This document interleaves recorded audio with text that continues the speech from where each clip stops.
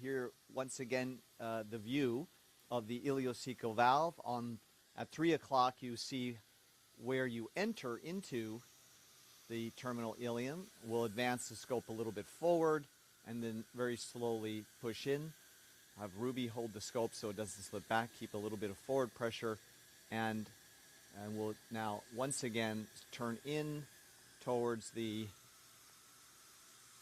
terminal ileum there. So we have to push in and then go up a little bit there.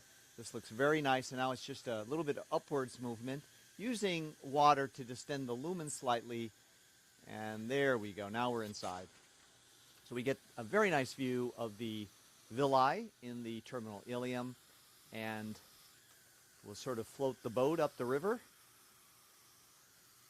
It's tortuous. It's a more narrow lumen, of course. Same principle of torquing slowly and advancing.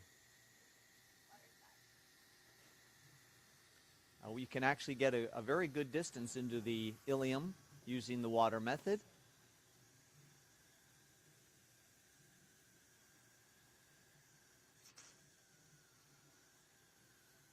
And we avoid, of course, pushing into loops, just as we did in the colon.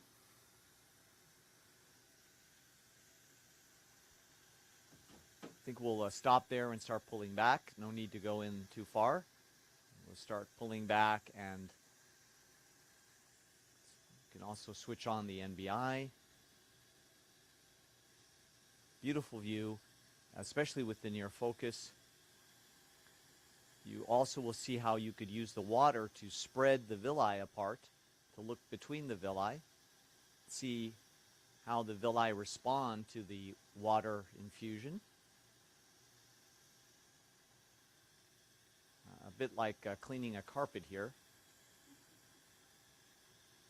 giving it a nice shampoo. So this is a water interrogation of the mucosa.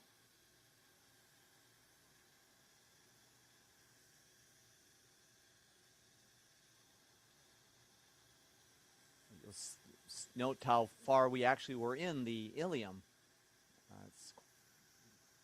We're quite a distance in there, up there, and with virtually no effort. So this underwater method actually is a nice alternative. So look here in the with water filling. You see how the IC valve is oriented towards the operator. It's open, so its orientation towards the operator and open. Whereas air would do the opposite. It would close the IC valve and it would displace the valve away from the operator. And now it's on our left side, and the same principle in terms of intubation.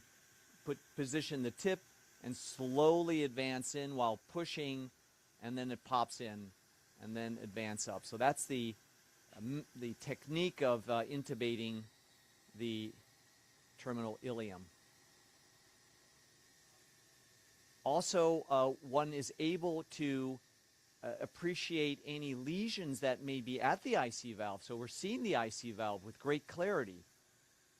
And this also lends itself to removal of laterally spreading tumors, polyps at the IC valve, or even at the junction of the terminal ileum, because the terminal ileum is slightly everted into the colon. So I think this gives us a whole different perspective of the IC valve. Note a little polyp here at 12 o'clock.